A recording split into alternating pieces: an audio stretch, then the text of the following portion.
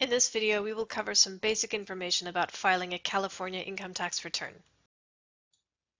If you made more than a certain amount of income, you will have to file a California state tax return in addition to your federal tax return. State and federal income tax returns must be prepared separately and sent to different locations, but they are due on the same date. There are two reasons to file a California state tax return. The first reason is that there is a filing requirement.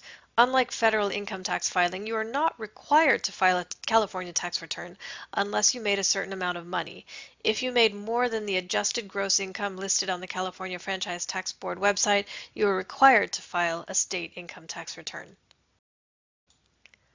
The second reason to file a state tax return is to get money back.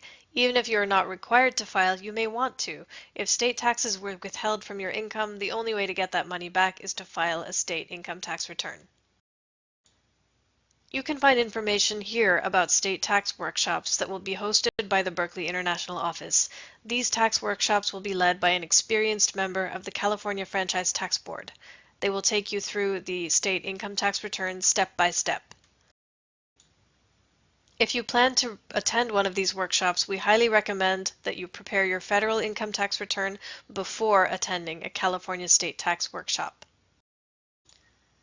Please refer to this website if you need information about other states' tax filing requirements.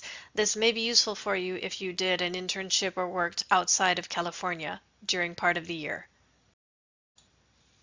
Thank you for watching. Please note that Berkeley International Office advisors are not tax advisors. We cannot answer specific questions about taxes or your particular tax forms.